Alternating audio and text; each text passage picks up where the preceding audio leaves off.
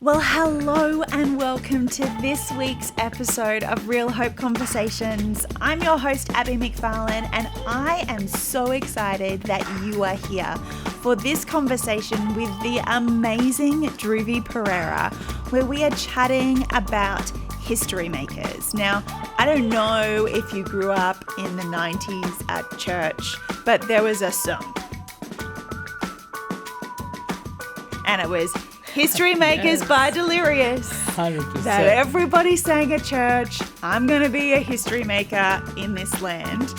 And that thought of being history makers for me certainly was born through that song. I'd never thought of myself as a history maker.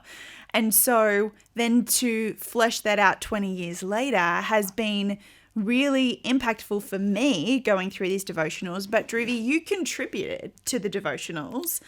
What for you does that word history maker mean, or what ideas or words do you draw from that phrase? I think initially the ideas or the thoughts that come to mind are people that had significant influence on the majority of the world, moments in history that were shaped because of the decisions that men and women made. I write about, Lincoln and Gandhi and, Mother Teresa and Nelson Mandela, just to, I guess, put out names that most of us would know these names. And Abby, you and I were talking, and they're also in the, more recent times, Billy Graham, and then obviously in the Christian context, in the Christian world. So I think that is the initial thought about a history maker or who a history maker is. But I'd love to dive deeper into that and see how that could maybe help all of us on this journey. Yeah, because they're people that have names in history, right? Yeah. They're written in the history books. They're on Wikipedia when you do a Google search. Back in the day when you had the Encyclopedia Britannica books in your house, they were the thing that you drew out and you can look up the name in the encyclopedia. But I think one of the things that you talk about in the devotional is Hebrews 11. Yes. And you talk about it as kind of the Hall of Fame. Yes. In the Bible. Yeah. But one of the things that you actually really draw down on is in Hebrews 11, it says that there were people who had to endure much, yet we do not know their names. That's right. I think it's easy to assume that the Faith Hall of Fame, in Hebrews 11 as it's been dubbed, is all about the big names that we know, Gideon, Samson, David, Moses, Samuel, names that will be fairly familiar to those on this faith journey. But it goes on to talk about all of the other people that had to endure, floggings. They were going about in sheepskins, they lived in mountains and in caves, and they were unknown to the world. But yet the author of Hebrews makes a point to mention that at the back end of this most important passage of scripture, I think. And so we need to maybe glean and gather from that. It's not about a name or the name or a name that you can make for yourself, but there are people that have significant influence and faith, but yet we may not know their names. And so that's where I was going with that, in terms of, hey, we don't know their names, and we never will know their names this side of eternity, but yet they did significant things for the kingdom of God.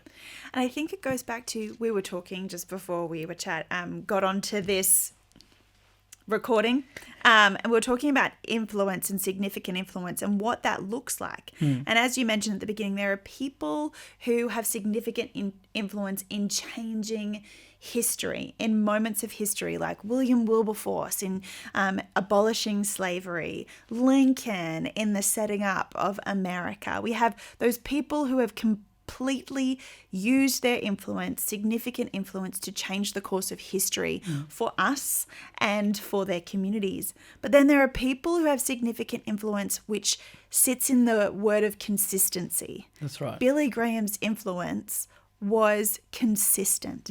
It was consistent, the message of the gospel, sharing the message of the gospel. And he consistently did it throughout his whole entire lifetime. And through his consistency, shaped the course of community, of society, of our Christian faith over the course of generations. So there is a different type. And I think when we think history makers, like you said, we think moments of history that are written down and recorded. Yeah. But we don't think about consistent influence either. We think about a moment, not the consistency of legacy. And I know for you, you have a consistent legacy in a grandmother, and so do I. Yeah. And that's where we really saw influence shape. Do you want to share a little bit more about your grandmother? Yeah, sure. I'd love to. Firstly, it's such a privilege to share this story about my grandma. She grew up in really some challenging and tough circumstances in Sri Lanka. She lived a very simple life. She didn't have a lot of wealth. Had challenges within her marriage and her kids, and all of that, which I don't necessarily want to touch. But what I do want to speak on was that she had this amazing grace about her. The way she walked, the way she engaged with everybody, the way she was always thinking of blessing someone else. Like we had a lot of fruit trees growing up in Sri Lanka, and she used to always pick a few fruit and put them in a bag and go, hey, I'm gonna take this to so and so, or I'm keeping this because I know I'm gonna meet this person in a couple of days, and I know they really like this type of fruit, so I'm gonna bless them with that. So that's the type of, I guess, simple life that she led. But growing up, I was referred to as Saint's grandson because her name was Saint Pereira. So she wasn't an official saint, not by any stretch of the imagination, but people in the community called her that because that's how they saw her. And I was known as Saint's grandson. And, when you're growing up, you're like, oh, yeah, that's just grandma, Acho, as we used to call her. But when I grew up, or when I'm growing up, I reflect on that and go, oh, no, that was significant, She had a lot of challenges in her life, and she had to endure plenty. But yet, the ability to be consistent, as we were talking about, the ability to sow, the ability to speak life, she's changed my life, my current life. She died a number of years ago, but the way she spoke to me, the words of faith that she put into me have never left me. And I think how amazing that 20 years on, that there's a fruit of what she sowed. And for me, she was a history maker in my world. And she made a significant difference to me and also to a lot of people around her. And I think we all have that opportunity, Abby. I think the everyday conversations that we have, your work colleagues, the people that maybe you meet in the bus or in the store, you don't know what they're going through. You don't know what circumstances or challenges they have. And sometimes we have the opportunity to speak into their lives and, adjust their history. Go, hey, you may be going through this, but, this is what God says. Or here's a gift. Or, here's a meal that we prepared for you. Or, here's an act of kindness that hopefully blesses you. I was reflecting on this interview before I came, and I was reflecting that I probably don't remember the sermon that was preached at church a year ago, but I do remember that person that took me out for a coffee 10 years ago and sat down with me and said, hey, Dhruvi, how are things? How are you doing? How can I help you? The future is bright, for you, and really spoke life into me. I still remember that conversation. And that was 10 years ago. But I can't tell you what I heard, in a church service, even a month ago, Abby. So I feel like we have moments to influence someone's history on a daily basis and be a history maker for them. Yeah, I think that's such an amazing point and a perspective, Dhruvi, is that you're right. I don't remember what was spoken about in church a month or 2 months ago. But I do remember those significant moments of connection and relationship and conversation that helped build me up as I'm walking through my faith. And those moments and those people are significant in my life because of that connection and that conversation and relationship that I have with them. And I reflect as well on my grandmother, and I think for me, she's such an important, significant influence in my life because of the faith impact that she's had. Because she, similar to your grandmother, she endured much in her life, but her legacy of prayer and consistent faith and consistently striving to know and understand God better. Even today, she's 85, and we awesome. still have a regular phone call where she calls and she says, right, not how are you, Abby, but how's things going with God? Right. What's happening? We engage in conversation, and it's not surface level stuff. She dives deep. I can't hide from my nan, but it's that influence that she has had on my life and then on my brother's life. Right. And then my brother in ministry, and then for me in the workplaces and the jobs that I have, then in my children, her great-grandchildren. Yeah. That it's a legacy that lives on. She is never going to be written in history. Her name, Shirley Ann Campbell, is never going to be written in the books of history. Right. But it's written in the book of my history. Yeah. And her legacy will live on in the lives of my children and their children and their children, because she made a decision at a Billy Graham crusade. There's legacy again. At a Billy Graham crusade, to accept God as her Lord and Savior. Right. And her whole life and our lives have been shaped by that decision. How cool, hey? Because God's a generational God. He cares about the generations, not about the moment. And so he does care about the moment as well. But his picture is for the long term, you know?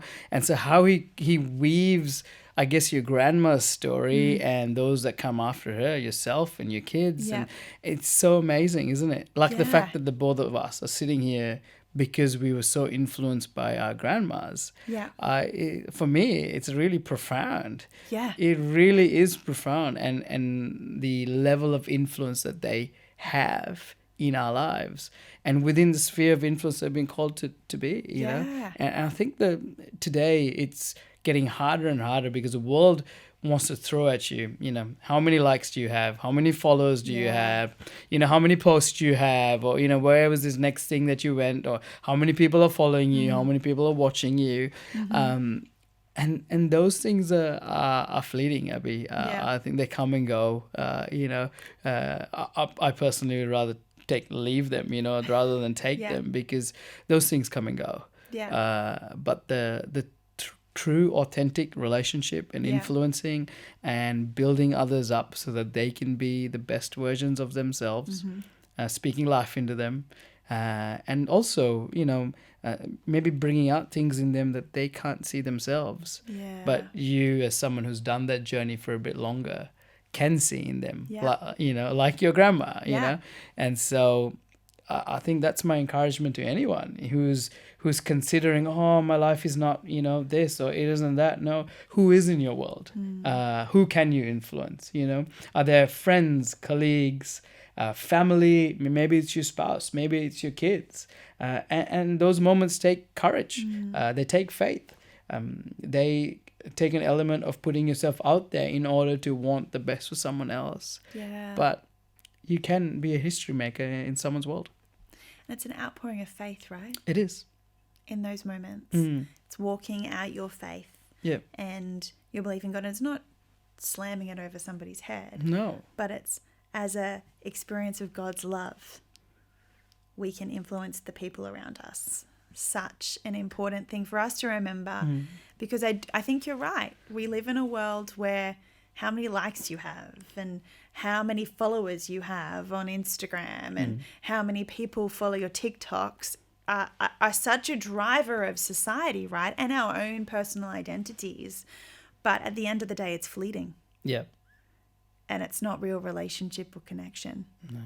It's not those moments of influence where you sit down and you have a conversation with someone and, as you said, speak life into them. So if you're listening today and you've been asking these questions, you've been thinking, where is my life going? What influence do I have? Surely, God, there's something more that you have for me. Friend, can I encourage you to look around you? Can I encourage you to look at the people that are in your life that you are journeying with day in and day out, and consider how you can influence their life. Consider how you can show them experiences of God's love today, tomorrow, in the next week, in the next month, in the next years, because influence, history-making influence, is sometimes born out of consistency. Well, if you enjoyed this conversation and maybe you have more questions, maybe you have some comments to share with us, go down below. There is a link for you to get in touch with the Real Hope team. We would love to be journeying with you as you consider how you can best live out your faith in a world that sometimes is confusing and conflicting, but God calls us to stand in those moments. Also, don't forget that you can share these chats, these conversations with friends and family. The whole point of Real Hope is that we're journeying with as many people as possible as we seek to know and understand God better. But always know that we will be here next week having another chat, seeking to journey together, you, me, Druvy, and a whole band of people from around the world, so that we collectively can become a community that shares experiences of God's love with the people around us, knowing that He has called us into this ministry, into this life, to bring glory and honor to Him. Hope you have a great week, and I look forward to seeing you here next week for the next edition of Real Hope Conversations.